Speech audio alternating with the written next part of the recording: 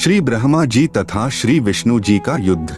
श्री शिव पुराण विद्येश्वर संहिता अध्याय 6। अनुवादक दीन दयाल शर्मा, प्रकाशक रामायण प्रेस मुंबई, पृष्ठ 67 तथा संपादक पंडित राम लग्न पांडेय, विशारद प्रकाशक सावित्र ठाकुर, प्रकाशन रथयात्रा वाराणसी, ब्रांच नाटी इमली वाराणसी के विद्येश्वर संहिता अध्याय 6 पृष्ठ 54 तथा टीकाकार डॉक्टर ब्रह्मानंद त्रिपाठी, साहित्य आयुर्वेद ज्योतिष आचार्य MA PhD DSCA, प्रकाशक चौखंबा संस्कृत प्रतिष्ठान 38 UA, Jawahar Nagar, bungalow road, Delhi. Sanskrit सहित शिव पुराण के विद्येश्वर संहिता अध्याय 6 पृष्ठ 45 पर श्री ब्रह्मा जी श्री विष्णु जी के पास आए। उस समय श्री विष्णु जी लक्ष्मी सहित शेष शैया पर सोए हुए थे, साथ में अनुचर भी बैठे थे। श्री ब्रह्मा जी ने श्री विष्णु जी से कहा, बेटा उठ, देख तेरा बाप आया हूँ, मैं तेरा प्रभु हूँ। इस पर विष्णु जी ने कहा, आओ बैठो, मैं तुम्हारा पिता हूँ, तेरा मुख टेढ़ा क्यों हो गया? ब्रह्मा जी ने कहा, हे पुत्र, अब तुझे अभिमान हो गया है, मैं तेरा संरक्षक ही नहीं हूँ परंतु समस्त जगत का पिता हूँ। श्री विष्णु जी ने कहा, रे चोर, तू अपना बड़पन क्या दिखाता है? सर्व जगत तो मुझ में निवास करता है, तू मेरी नाभि कमल से उत्पन्न हुआ और मुझसे ही ऐसी बातें कर रहा है। इतना कहकर दोनों प्रभु आपस में हथियारों से लड़ने लगे, एक दूसरे के वक्षस्थल पर आघात किए।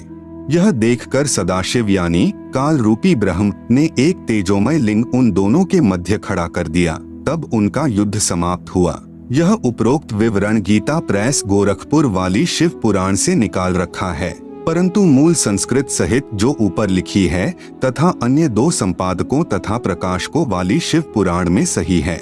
विचार करें, श्री शिव पुराण, श्री विष्णु पुराण तथा श्री ब्रह्मा पुराण तथा श्री देवी महापुराण में तीनों प्रभुओं तथा सदाशिव यानी काल रूपी ब्रह्म तथा देवी यानी शिवा प्रकृति की जीवन लीलाएं हैं।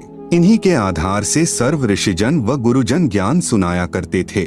यदि कोई पवित्र पुराणों से भिन्न ज्ञान कहता है, वह पाठ्यक्रम के विरुद्ध ज्ञान होने से व्यर्थ है।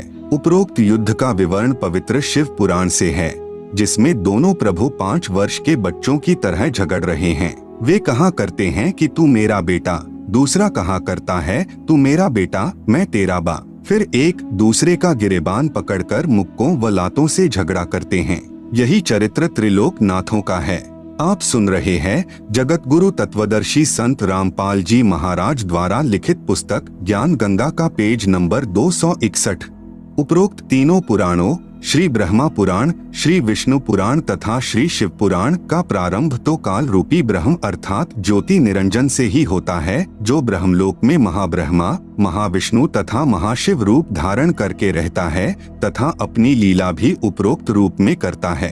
अपने वास्तविक काल रूप को छुपा कर रखता है तथा बाद में विवरण रजगुण ब्रह्मा जी, सतगुण विष्णु जी तथा तमगुण शिव जी की लीलाओं का है। उपरोक्त ज्ञान के आधार से पवित्र पुराणों को समझना अति आसान हो जाएगा। श्री विष्णु पुराण, अनुवादक श्री मुनिलाल गुप्त, प्रकाशक गोविंद भवन कार्यालय, गीता प्रेस गोरखपुर। श्री विष्णु पुराण का ज्ञान श्री पाराशर ऋषि ने अपने शिष्य श्री मैत्रेय ऋषि जी को कहा है। श्री पाराशर ऋषि जी ने शादी होते ही गृह त्याग कर वन में साधना करने का दृढ़ संकल्प किया। उसकी धर्मपत्नी ने कहा, अभी तो शादी हुई है, अभी आप घर त्याग कर जा रहे हो, संतान उत्पत्ति करके फिर साधना के लिए जाना। तब श्री पाराशर ऋषि ने कहा कि साधना करने के पश्चात संतान उत्पन्न करने से नेक संस्कार की संतान उत्पन्न होगी। मैं कुछ समय उपरांत आपके लिए अपनी शक्ति यानी वीर्य किसी पक्षी के द्वारा भेज दूंगा, आप उसे ग्रहण कर लेना। यह कहकर घर त्याग कर वानप्रस्थ हो गया। 1 वर्ष साधना के उपरांत अपना वीर्य निकालकर एक वृक्ष के पत्र में बंद करके अपनी मंत्र शक्ति से शुक्राणु रक्षा करके एक कौवे से कहा कि यह पत्र मेरी पत्नी को देकर आओ। कौवा उसे लेकर दरिया के ऊपर से उड़ा जा रहा था। उसकी चोंच से वह पत्र दरिया में गिर गया। उसे एक मछली ने खा लिया। कुछ महीनों उपरांत उस मछली को एक मल्हा ने पकड़कर काटा। उसमें से एक लड़की निकली। मल्हा ने लड़की का नाम सत्यवती रखा। वही लड़की मछली के उदर से उत्पन्न होने के कारण मछोदरी नाम से भी जानी जाती थी। नाविक ने सत्यवती को अपनी पुत्री रूप में पाला। कौवे ने वापस जाकर श्री पाराशर जी को सर्व वृतांत बताया। जब साधना समाप्त करके श्री पारासर जी 16 वर्ष उपरांत वापस आ रहे थे, दरिया पार करने के लिए मलाह को पुकार कर कहा कि मुझे शीघ्र दरिया से पार कर, मेरी पत्नी मेरी प्रतीक्षा कर रही है। उस समय मलाह खाना खा रहा था तथा श्री पारासर ऋषि के बीज से मछली से उत्पन्न 14 वर्षीय युवा कन्या अपने पिता का खाना लेकर वहीं पर उपस्थित थी। मलाह को ज्ञान था कि साधना तपस्या करके आने वाला ऋषि सिद्धि युक्त होता है, आज्ञा का शीघ्र पालन न करने के कारण श्राप दे देता है। मलाह ने कहा, ऋषिवर मैं खाना खा रहा हूँ, अधूरा खाना छोड़ना अन्नदेव का अपमान होता है, मुझे पाप लगेगा। परंतु श्री पारासर जी ने एक नहीं सुनी। ऋषि को अति उतावला जानकर मल्लाह ने अपनी युवा पुत्री से ऋषि जी को पार छोड़ने को कहा। पिताजी का आदेश प्राप्त कर पुत्री नौका में ऋषि पारासर जी को लेकर चल पड़ी। आप सुन रहे हैं जगत गुरु तत्वदर्शी संत रामपाल जी महाराज द्वारा लिखित पुस्तक ज्ञान गंगा का पेज नंबर 262। दरिया के मध्य जाने के पश्चात ऋषि पारासर जी ने अपने ही बीज शक्ति से मछली से उत्पन्न लड़की अर्थात अपनी ही पुत्री से दुष्कर्म करने की इच्छा व्यक्त की। लड़की भी अपने पालक पिता मलाह से ऋषियों के क्रोध से दिए श्राप से हुए दुखी व्यक्तियों की कथाएं सुना करती थी। श्राप के डर से कांपती हुई कन्या ने कहा, ऋषि जी आप ब्राह्मण हो, मैं एक शूद्र की पुत्री हूँ। ऋषि पारासर जी ने कहा, कोई चिंता नहीं। लड़की ने अपनी इज्जत रक्षा के लिए फिर बहाना किया है, ऋषिवर मेरे शरीर से मछली की दुर्गंध निकल रही है।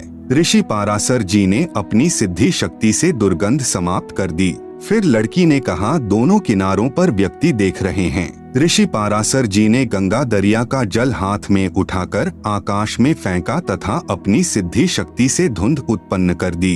अपना मनोरथ पूरा किया।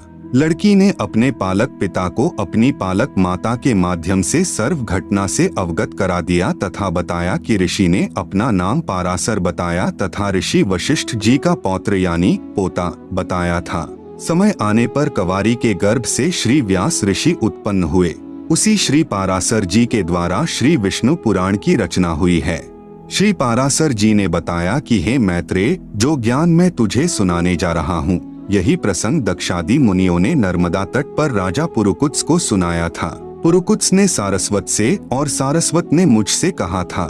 श्री पारासर जी ने श्री विष्णु पुराण के प्रथम अध्याय श्लोक संख्या 31 पृष्ठ संख्या 3 में कहा है कि यह जगत विष्णु से उत्पन्न हुआ है, उन्हीं में स्थित है, वे ही इसकी स्थिति और लय के कर्ता हैं।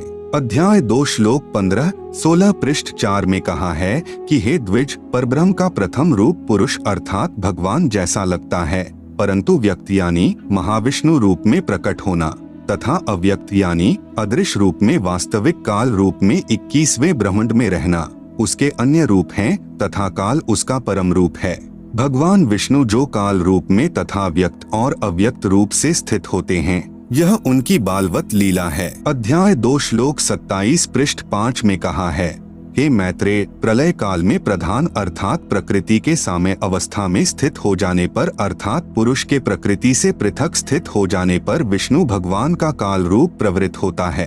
अध्याय 2 श्लोक 28 से 30 पृष्ठ 5 तदंतर यानी सर्गकाल उपस्थित होने पर उन पर ब्रह्म परमात्मा विश्वरूप सर्वव्यापी सर्वभूतेश्वर सर्वात्मा परमेश्वर ने अपनी इच्छा से विकारी प्रधान और अविकारी पुरुष में प्रविष्ट होकर उनको क्षोभित किया। जिस प्रकार क्रियाशील न होने पर भी गंध अपनी सन्निधि मात्र से ही प्रधान व पुरुष को प्रेरित करते हैं। विशेष श्लोक संख्या 28 से 30 में स्पष्ट किया है कि प्रकृति यानी दुर्गा तथा पुरुष यानी काल प्रभु से अन्य कोई और परमेश्वर है जो इन दोनों को पुनर्सृष्टि रचना के लिए प्रेरित करता है। आप सुन रहे हैं जगत गुरु तत्वदर्शी संत रामपाल जी महाराज द्वारा लिखित पुस्तक ज्ञान गंगा का पेज नंबर 263 अध्याय 2 पृष्ठ 8 पर श्लोक 66 में लिखा है, वे ही प्रभु विष्णु सृष्टा ब्रह्मा होकर अपनी ही सृष्टि करते हैं। श्लोक संख्या 70 में लिखा है, भगवान विष्णु ही ब्रह्मा आदि अवस्थाओं द्वारा रचने वाले हैं, वे ही रचे जाते हैं और स्वयं भी संहरित अर्थात मरते हैं। अध्याय 4 श्लोक 4 पृष्ठ 11 पर लिखा है कि कोई अन्य परमेश्वर है जो ब्रह्मा शिव आदि ईश्वरों के भी ईश्वर हैं। अध्याय 4 श्लोक 14 से 15, 17, 22 पृष्ठ 11-12 पर लिखा है, पृथ्वी बोली, हे काल स्वरूप आपको नमस्कार हो। हे प्रभु, आप ही जगत की सृष्टि आदि के लिए ब्रह्मा, विष्णु और रुद्र रूप धारण करने वाले हैं। आपका जो रूप अवतार रूप में प्रकट होता है उसी की देवगण पूजा करते हैं। आप ही ओंकार हैं। अध्याय 4 श्लोक 50 पृष्ठ 14 पर लिखा है, फिर उन भगवान हरि ने रजोगुण युक्त होकर चतुर्मुखधारी ब्रह्मा रूप धारण कर सृष्टि की रचना की।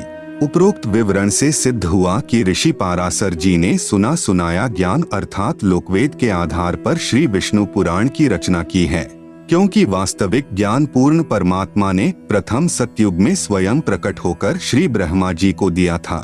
श्री ब्रह्मा जी ने कुछ ज्ञान तथा कुछ स्वनिर्मित काल्पनिक ज्ञान अपने वंशजों को बताया। एक दूसरे से सुनते सुनाते ही लोकवेद श्री पाराशर जी को प्राप्त हुआ। श्री पाराशर जी ने विष्णु को काल भी कहा है तथा परब्रह्म भी कहा है। उपरोक्त विवरण से यह भी सिद्ध हुआ कि विष्णु अर्थात ब्रह्म स्वरूप काल अपनी उत्पत्ति ब्रह्मा, विष्णु तथा शिव रूप से करके सृष्टि उत्पन्न करते हैं। ब्रह्म यानी काल ही ब्रह्म लोक में 3 रूपों में प्रकट होकर लीला करके छल करता है। वह स्वयं भी मरता है।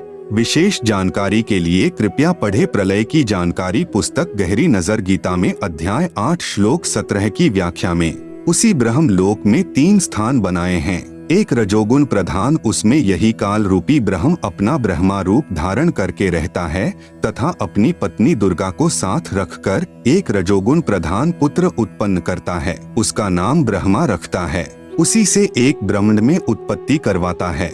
इसी प्रकार उसी ब्रह्मलोक एक सद्गुण प्रधान स्थान बनाकर स्वयं अपना विष्णु रूप धारण करके रहता है तथा अपनी पत्नी दुर्गा यानी प्रकृति को पत्नी रूप में रखकर एक सद्गुण युक्त पुत्र उत्पन्न करता है, उसका नाम विष्णु रखता है। उस पुत्र से एक ब्रह्मांड में 3 लोकों यानी पृथ्वी, पाताल, स्वर्ग में स्थिति बनाए रखने का कार्य करवाता है।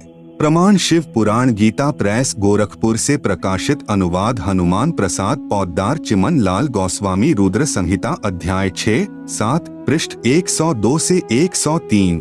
ब्रह्मलोक में ही एक तीसरा स्थान तमगुण प्रधान रचकर उसमें स्वयं शिव रूप धारण करके रहता है तथा अपनी पत्नी दुर्गा यानी प्रकृति को साथ रखकर पति पत्नी के व्यवहार से उसी तरह तीसरा पुत्र तमोगुण युक्त उत्पन्न करता है, उसका नाम शंकर यानी शिव रखता है।